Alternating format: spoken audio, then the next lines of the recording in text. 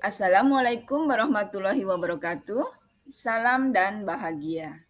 Saya Woro Sayekti, calon guru penggerak angkatan 6 Kabupaten Banggai dari SMA Negeri 1 Masama akan memaparkan aksi nyata modul 1.4 tentang budaya positif. Sebelumnya, perkenalkan fasilitator Bapak Calvin Sadabunga dan pengajar praktik Ibu Ida Maya Dewi Merta.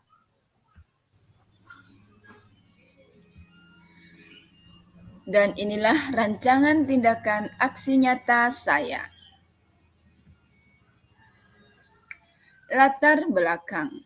Sekolah seharusnya mampu menciptakan kenyamanan dan memberikan kemerdekaan untuk hidup dan berkembang bagi peserta didik sesuai kodratnya. Kenyataannya, kebanyakan lingkungan sekolah belum memberikan kemerdekaan kepada peserta didik. Peserta didik masih terkekang dengan kebudayaan yang negatif. Peserta didik menghindari pelanggaran karena takut dikucilkan. Peserta didik menaati peraturan karena takut dihukum atau menerima konsekuensi yang berat dan dapat menurunkan nama baiknya. Sekolah harus berusaha menciptakan iklim pendidikan yang mampu membiasakan setiap warganya, khususnya peserta didik, melakukan budaya positif. Budaya yang mengakar kuat dan menjadi sebuah kebiasaan yang dilakukan secara kontinu dan sadar oleh setiap warga sekolah. Semua pihak harus terlibat dalam pembiasaan positif tersebut. Pembiasaan positif yang merupakan budaya positif akan menjadi budaya sekolah. Budaya yang dipegang teguh oleh seluruh warga sekolah dan menjadi kekhasan dari sekolah tersebut. Tujuan aksi nyata. 1. Menumbuhkan budaya positif dengan kesepakatan kelas. 2. Menumbuhkan nilai-nilai profil pelajar Pancasila pada diri peserta didik dalam kegiatan pembelajaran. 3. Mengintegrasikan dan membiasakan peserta didik untuk menanamkan nilai-nilai profil pelajar Pancasila. Tolok ukur. Peserta didik mampu membuat kesepakatan kelas yang dipasang di dinding kelas. Peserta didik dapat mengaplikasikan nilai-nilai profil pelajar Pancasila secara sadar dan kontinu dalam proses belajar. 3.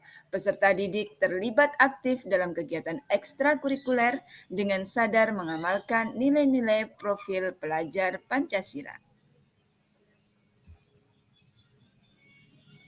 Lini masa tindakan. 1. Sosialisasi kepada seluruh warga sekolah. 2. Guru menjelaskan tentang pengertian dan pentingnya kesepakatan kelas. 3. Guru memfasilitasi peserta didik untuk membuat kesepakatan kelas. 4. Kesepakatan kelas yang telah disepakati selanjutnya ditandatangani seluruh warga kelas dan dipasang di dinding kelas. 5. Menumbuhkan, menanamkan, dan membiasakan nilai-nilai profil pelajar Pancasila dan kegiatan ekstrakurikuler. 6. Mendokumentasikan setiap kegiatan yang dilakukan.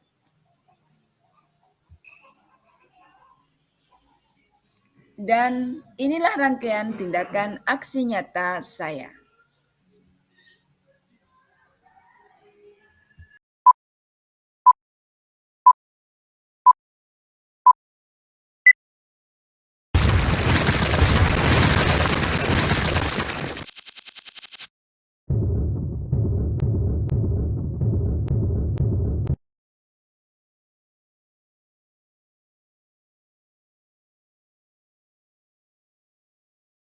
Maha Esa, karena hanya dengan izin dan kuasanya lah pada pagi hari ini kita masih diberikan kesehatan dan kesempatan sehingga masih bisa dipertemukan pada tempat yang sederhana ini.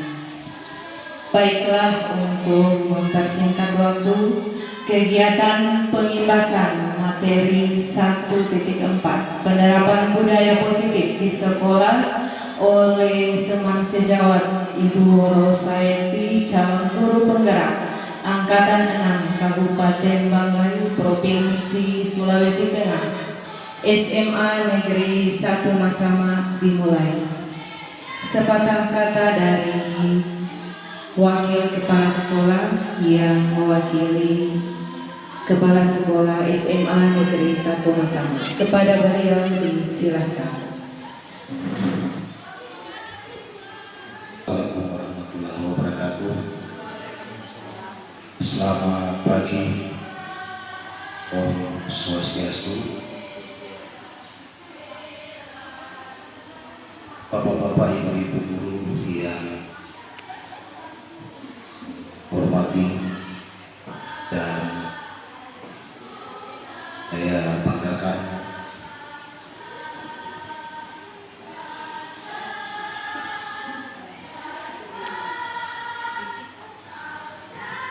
Selanjutnya, yang terhormat Bapak Ratno Lamato selaku guru calon guru penggerak yang saya hormati.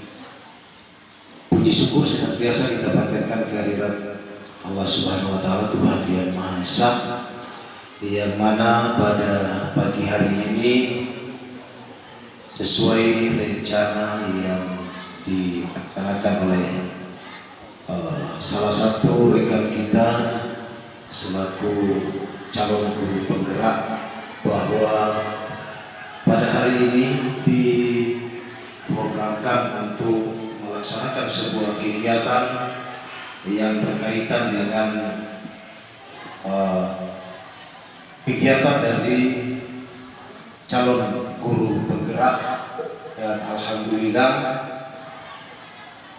hari ini insya Allah akan terlaksana dengan bagus. Mudah-mudahan apa yang kita laksanakan pada pagi hari ini bisa kita simak secara seksama, kita ambil apa yang bisa kita implementasikan nanti di dalam kegiatan kita sehari-hari dalam proses kegiatan belajar mengajar. Barangkali itu yang merupakan harapan saya selaku yang dipercayakan untuk mewakili Kepala SMA Negeri 1 Masama pada kegiatan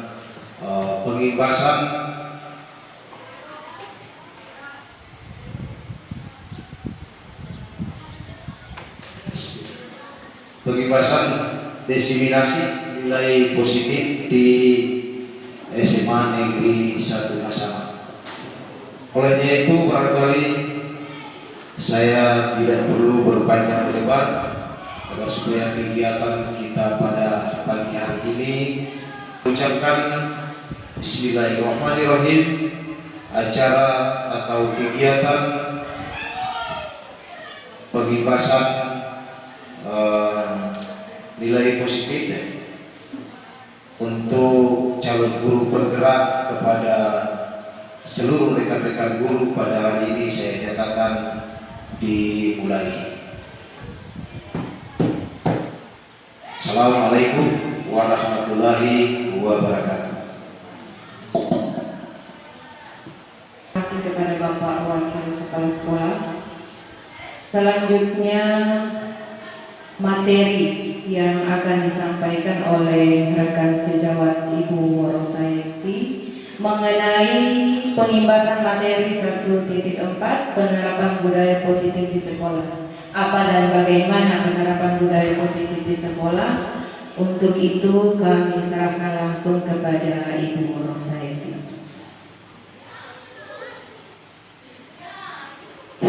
Ya, terima kasih atas waktu dan kesempatannya. Assalamualaikum warahmatullahi wabarakatuh. Selamat pagi dan Om Swastiastu. Ya, pertama-tama saya ucapkan terima kasih banyak kepada pihak sekolah yang telah memfasilitasi saya sehingga kegiatan hari ini bisa terlaksana. Tak lupa juga terima kasih kepada rekan-rekan guru yang meluangkan waktunya di tengah-tengah kesibukan Bapak dan Ibu guru dalam proses pembelajaran hari ini. Terima kasih banyak atas waktunya. Tanpa Bapak dan Ibu guru tidak ada artinya saya berdiri di sini.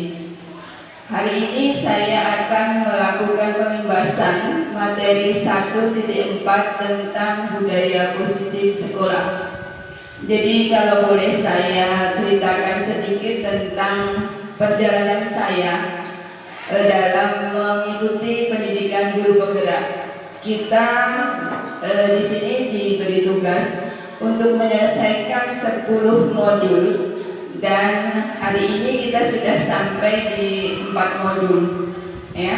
Jadi ada modul yang sudah kita pelajari, modul 1.1, 1.2, 1.3, 1.4 dan kemarin kita sudah mulai di modul 2.1.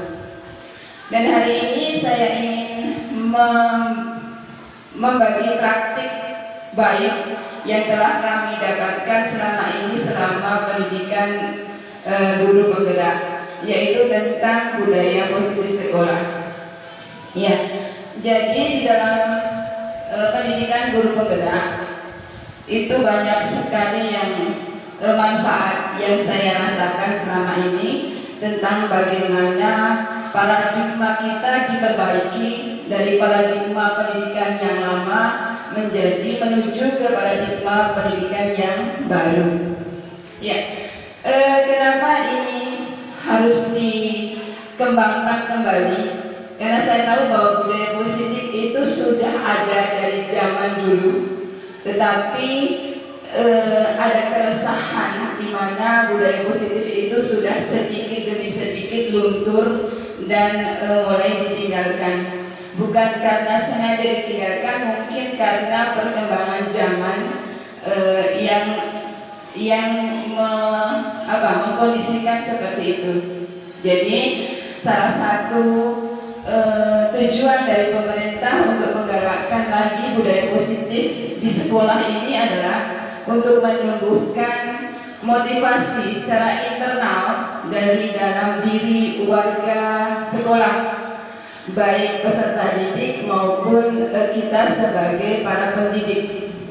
Jadi budaya positif itu bukan hanya untuk siswa, tetapi untuk kita juga sebagai para pendidik, sebagai garda terdepan yang harusnya bisa memberikan suri teladan kepada anak didik kita.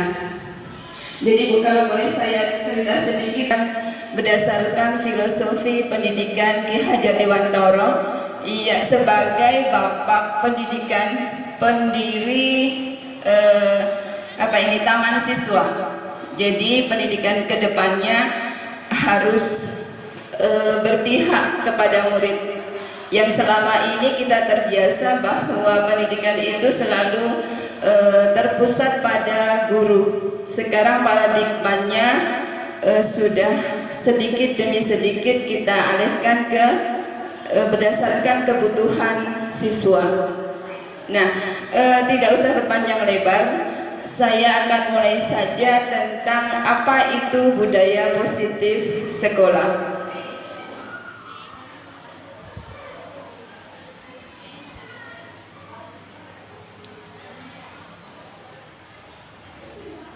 Sebelumnya kita akan bermain kepal tangan. Ya, artinya kita harus mempunyai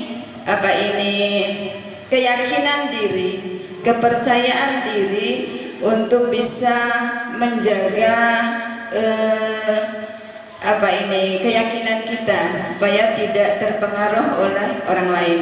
Boleh minta tolong salah satu, kita akan dua orang nanti akan bermain kepal tangan. Yang satu mengepalkan tangan, yang lainnya membujuk dengan apapun caranya supaya yang teman yang satunya untuk bisa membuka kepalan tangan. Anggap di dalam kepalan tangan ini ada rahasia yang harus kita jaga secara baik, ya. harus kita jaga, yang pada waktunya kita akan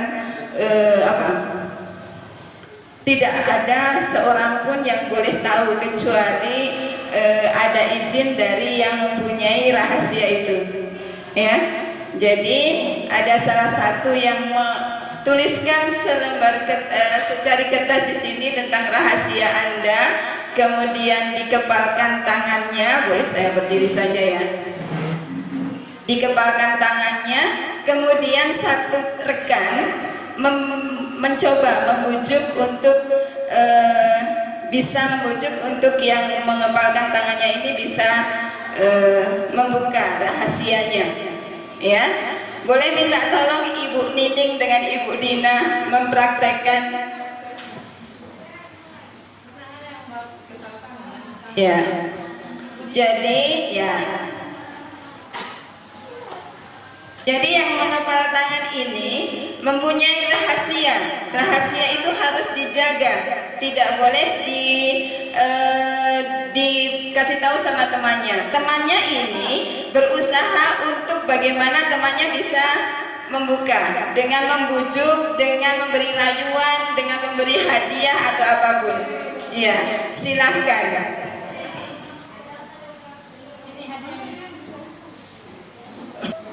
Halo cantik. Aduh cantik.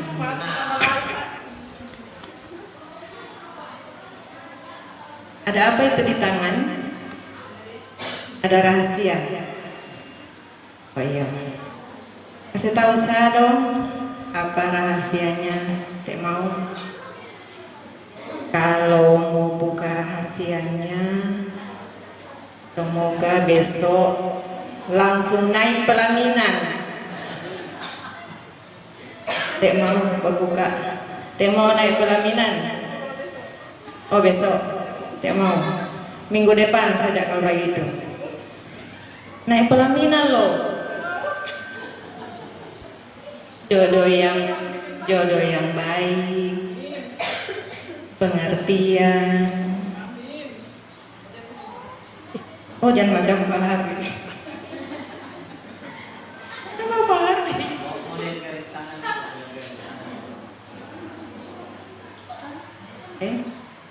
Tidak mau naik pelaminan minggu depan.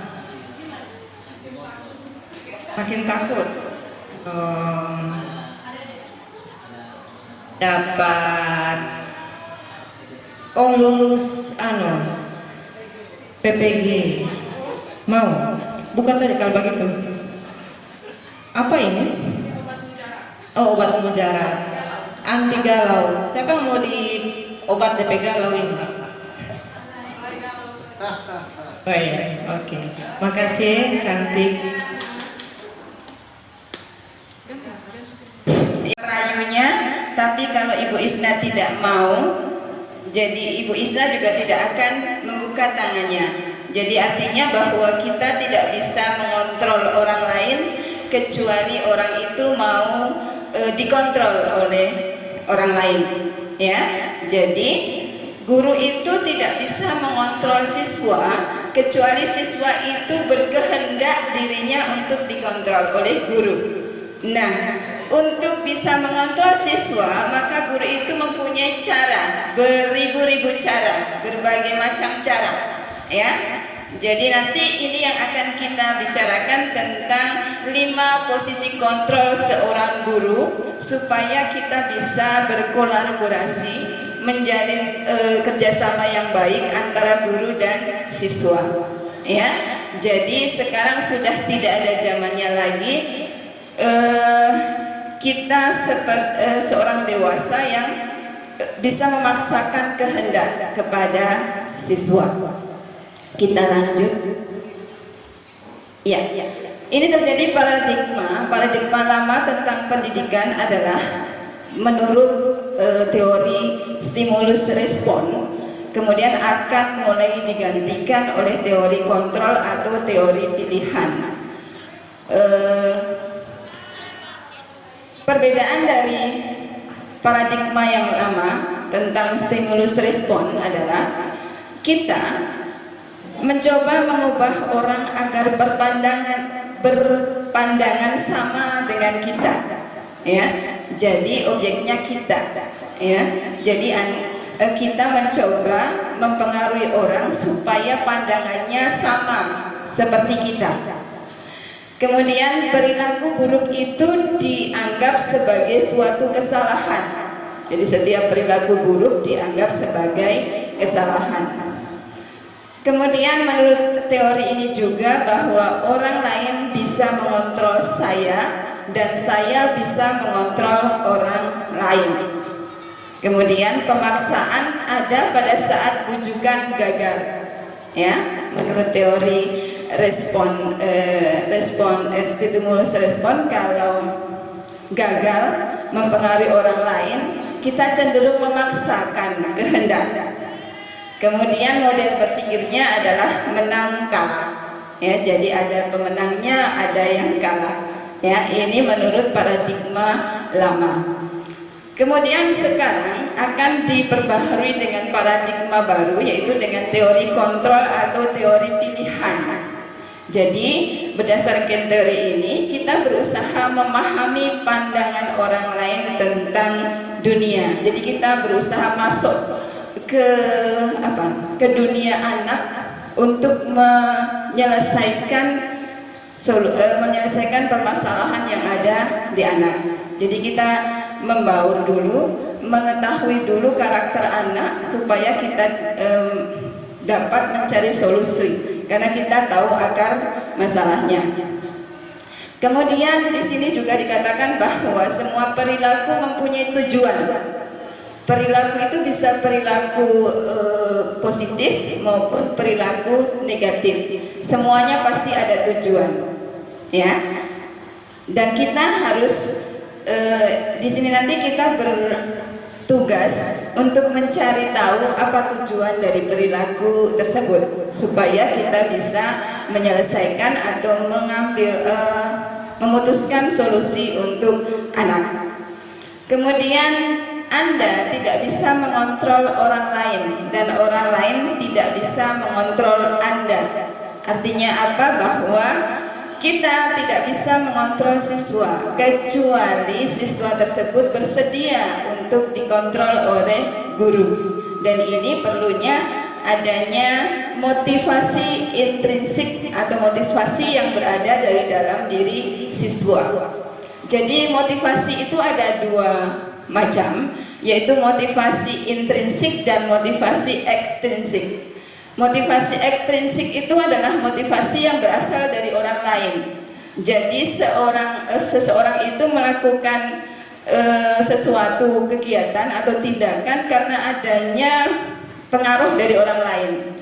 Dan biasanya karena motivasi intrinsik ini tidak akan bertahan lama. Misalnya anak melakukan sesuatu karena hanya takut hukuman, hanya takut dihukum.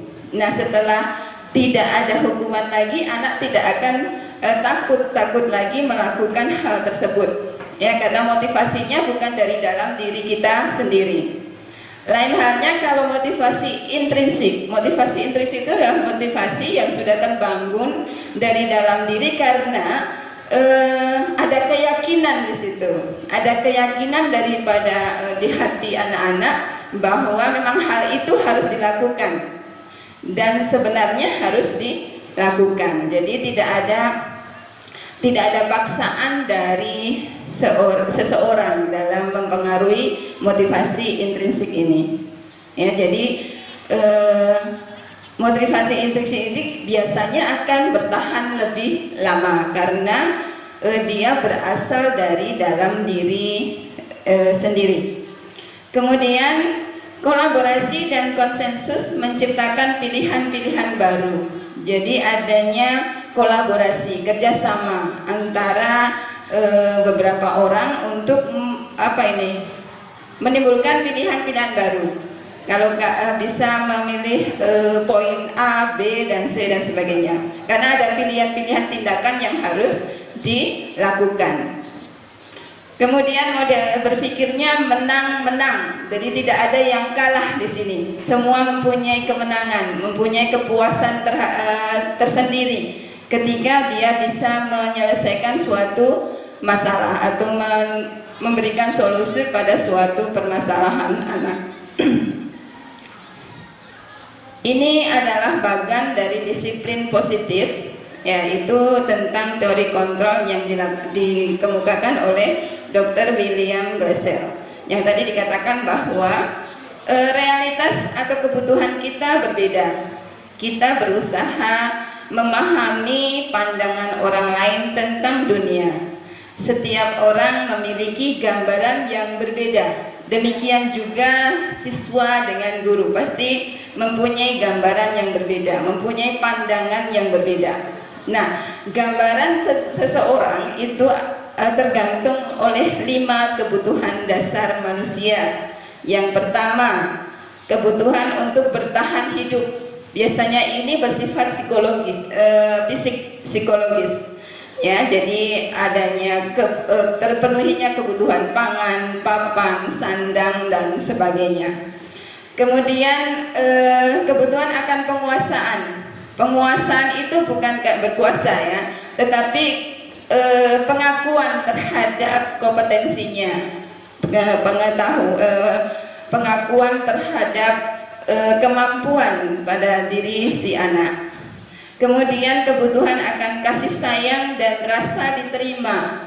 Jadi anak-anak butuh merasa dikasihi, disayangi dan merasa diterima di kelompoknya. Kemudian kebutuhan akan kesenangan. Ya, kebutuhan akan kesenangan. Anak-anak itu masih perlu bermain, menikmati kesenangannya, menikmati masa mudanya, tidak hidup dalam keadaan tertekan, tidak hidup dalam keadaan yang terintimidasi.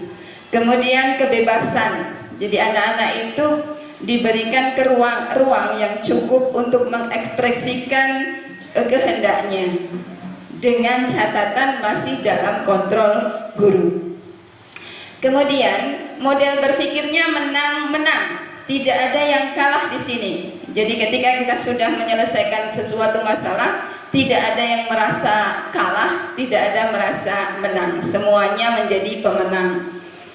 Kolaborasi dan konsensus penciptaan pilihan-pilihan baru. Jadi di sini adalah peran guru yang sangat penting. Ya, peran guru mempunyai 5 posisi kontrol.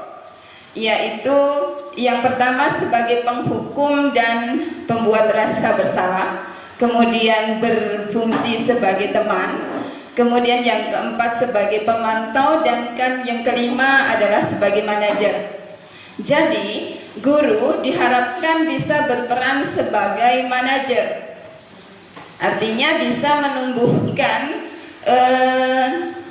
motivasi intrinsik di dalam diri siswa sehingga siswa akan bisa menghargai dirinya sendiri. Ya, untuk posisi penghukum dan pembuat rasa bersalah itu biasanya termotivasi untuk menghindari hukuman. Jadi ada 3 teori motivasi. Yang pertama untuk menghindari hukuman, yang kedua untuk mendapatkan imbalan, dan yang ketiga untuk menghargai diri sendiri.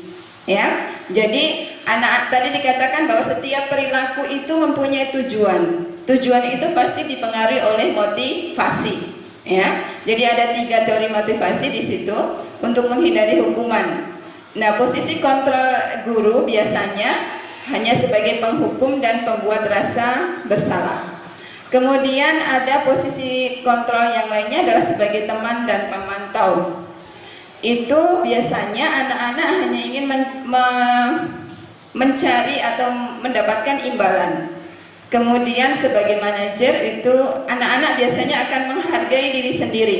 Dengan berbuat baik maka dia sedang menghargai diri sendiri, sedang membentuk karakternya sendiri sehingga dia bisa dihargai oleh orang lain dan menghargai dirinya sendiri.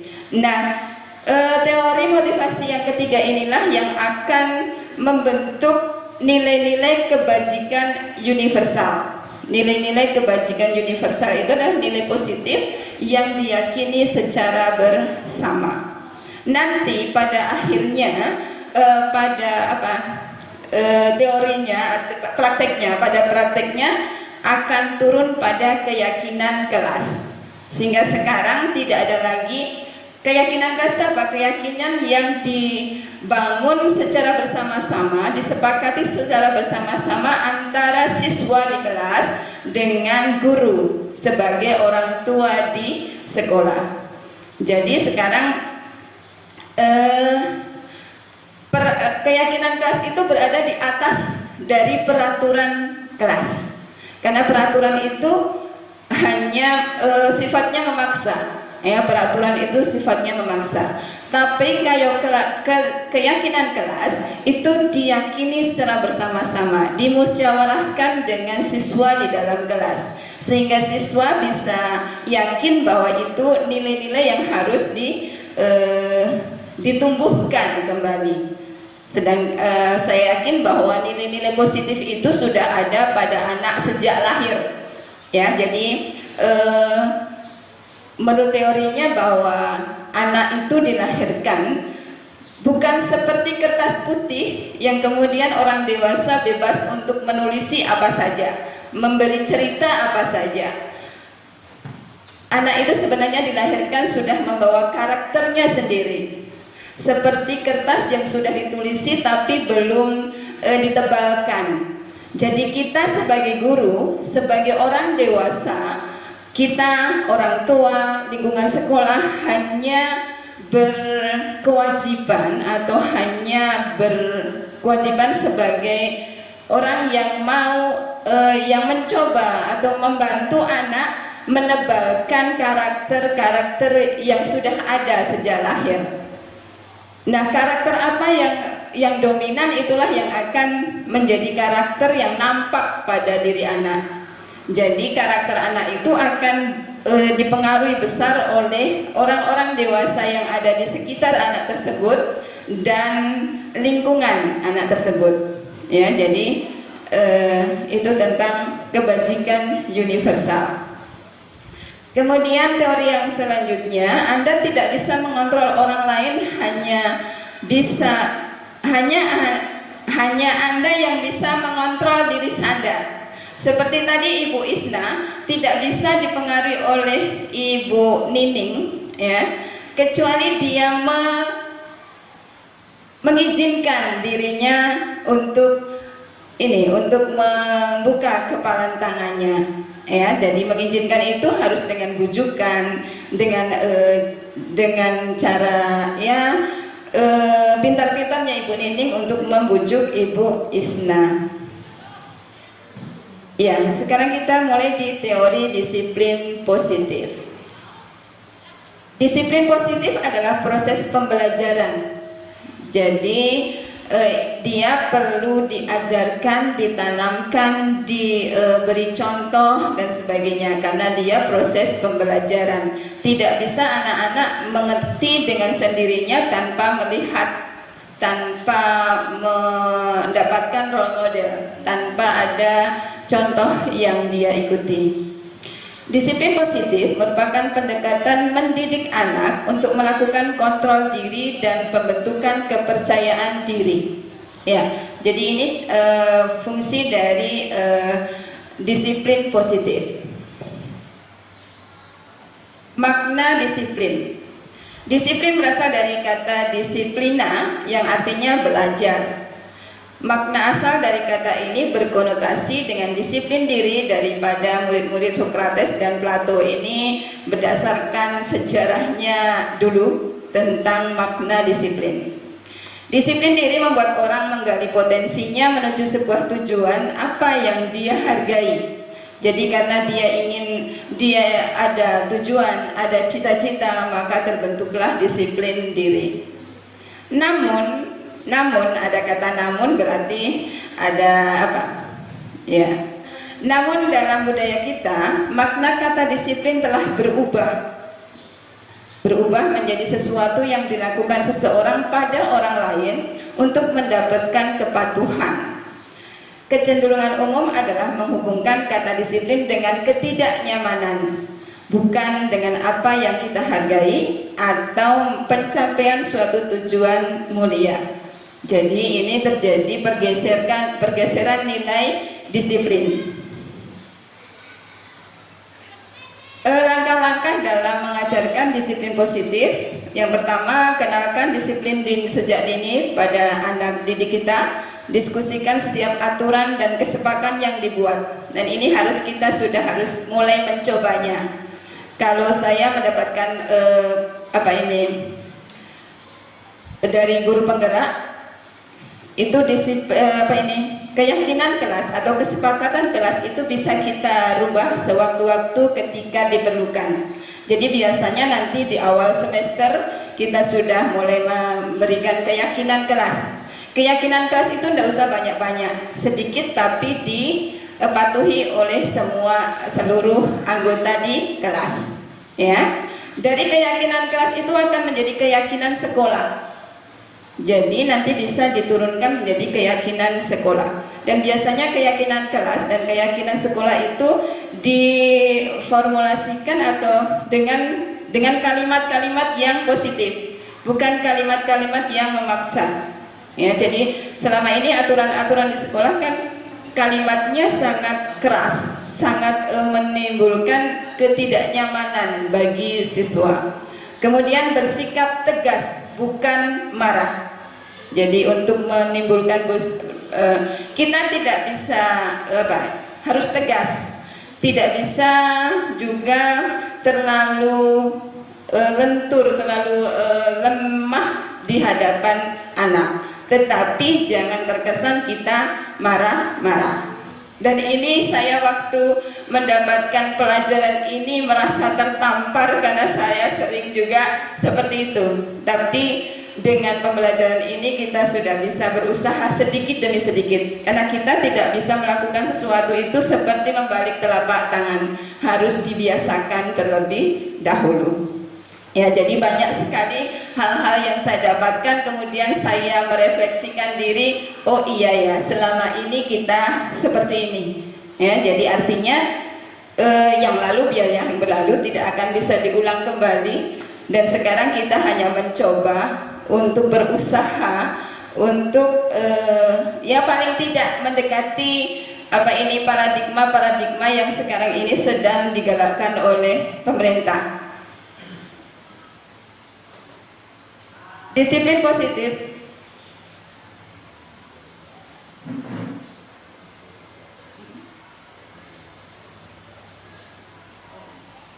Oke. Ibu Nining mungkin bisa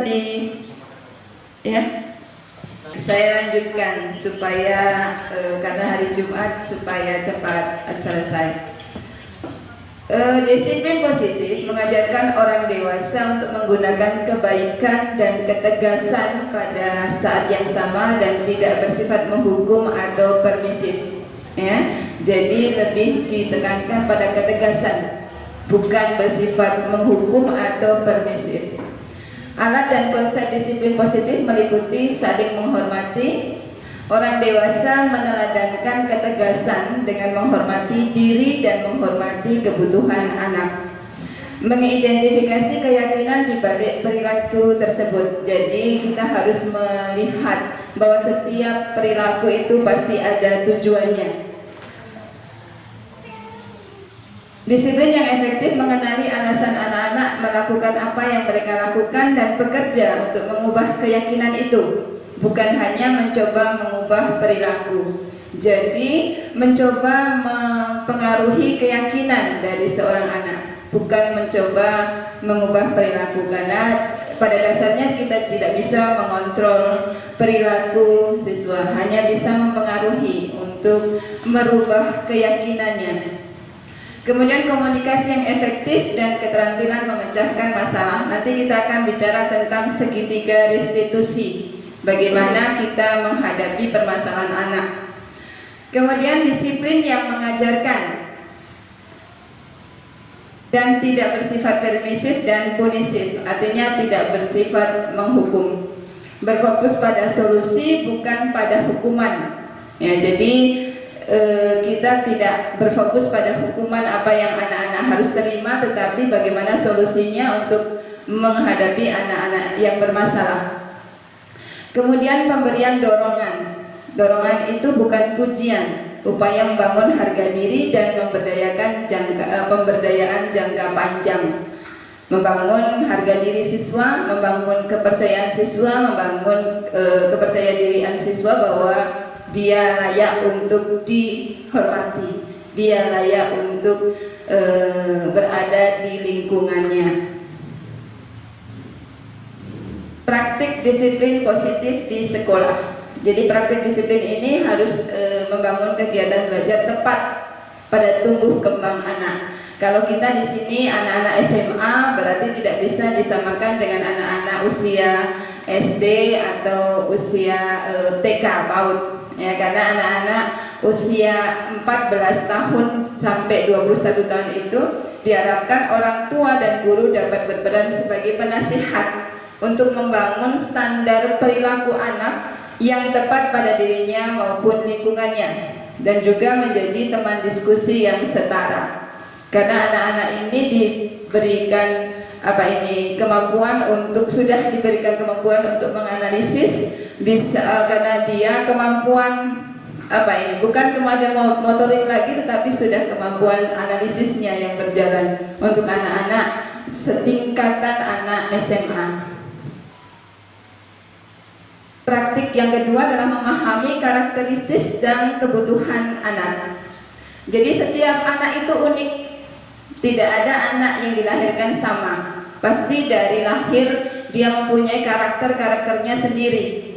Dalam satu keluarga pasti anak yang satu dengan anak yang lain berbeda. Nah, guru dan pendidik di sekolah sebagai pihak dewasa semestinya tidak menyeragamkan cara pendampingan untuk semua anak. Karena dilihat bahwa karakter si A, si B, si C itu pasti ada perbedaannya. Jadi tidak bisa kita menyeragamkan penanganan anak-anak. Kemudian langkah pertama yang bisa guru dan pendidik di sekolah lakukan adalah memahami karakteristik mereka dengan banyak-banyak belajar tentang karakteristik anak-anak, dengan banyak-banyak bergaul dengan anak-anak.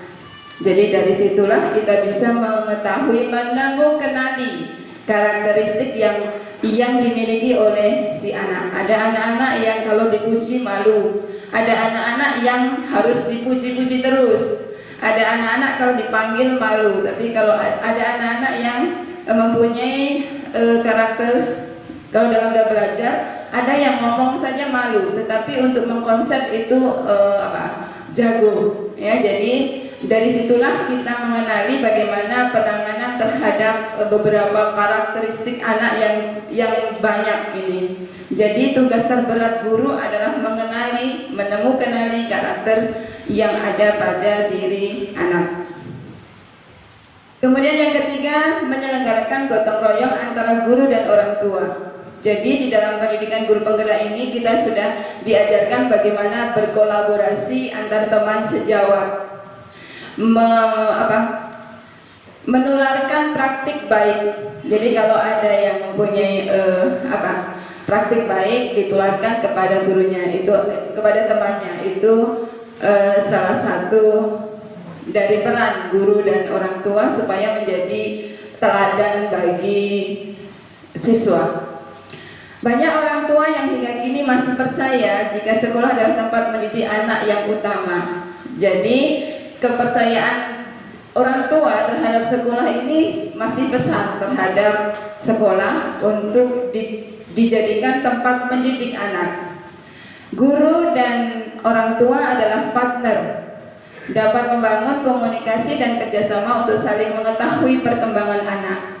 Apa pencapaian-pencapaian kecil yang telah mereka raih dan kendala apa yang sedang mereka hadapi dalam keseharian.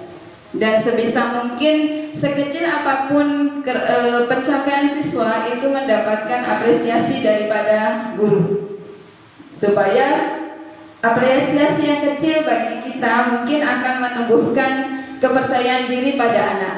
Ketika kepercayaan diri itu sudah tumbuh pada anak, maka dia akan berusaha membuka pikirannya kembali untuk lebih berkembang.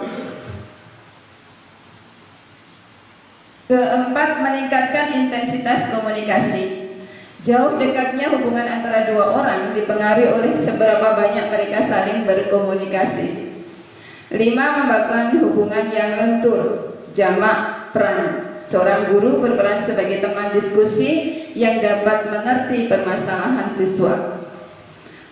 Orang tua dapat menjadi teman yang asik di saat tertentu sebagai sosok pengayom yang ditakuti dengan segala otoritas yang dimilikinya. Ditakuti dalam tanda kutip, ya. Jadi dia orang tua dan guru seharusnya bisa memberikan teladan, bisa memberikan contoh kepada anak didiknya.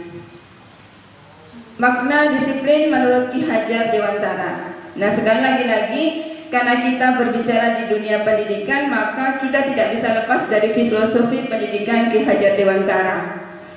Menurut Ki Hajar Dewantara, di mana ada kemerdekaan, disitulah harus ada disiplin yang kuat.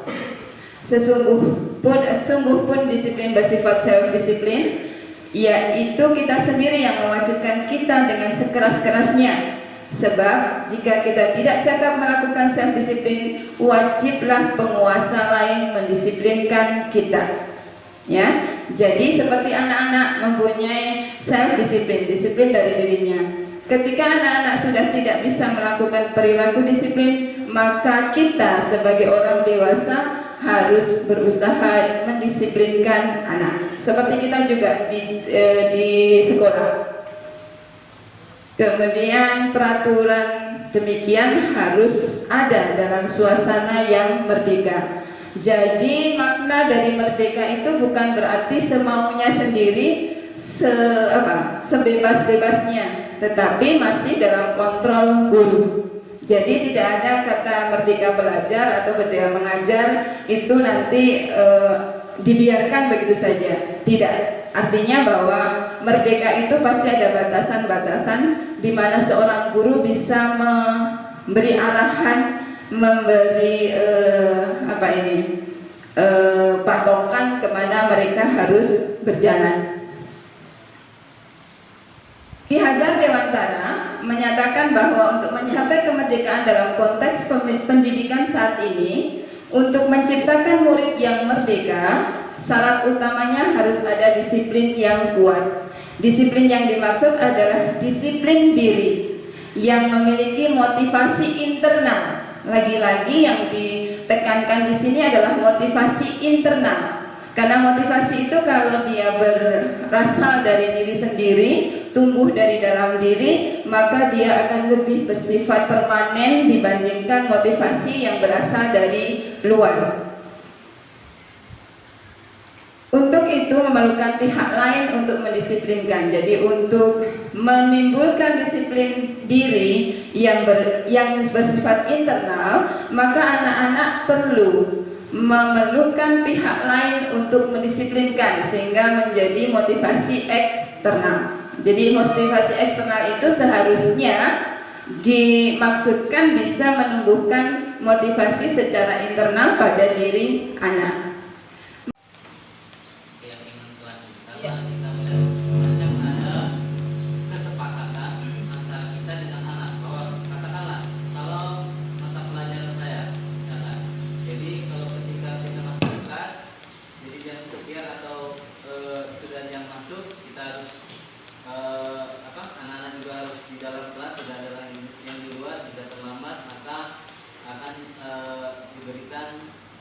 Seperti itu, tapi itu berdasarkan kesepakatan. Nah, kalau apakah itu semacam itu kayak kontrak begitu, atau mungkin semacam kalau tidak membuat tugas maka akan ditambah tugasnya seperti itu. Tapi itu kayak kontrak. Apakah keyakinan kelas itu seperti itu atau bagaimana? Mungkin bisa disinggung sedikit saja supaya kami juga paham. Gitu. Iya, oke, terima kasih. Iya, seperti itu Pak. Ya, jadi kalau kontrak kelas, saya juga biasa di mata pelajaran saya sebelum mulai belajar di awal-awal semester, kalau saya artinya permainan, aturan mainnya gimana kan gitu. Ketika kita punya bahasa kan ada kontrak kelas, ada permainan kelas, ada keyakinan kelas.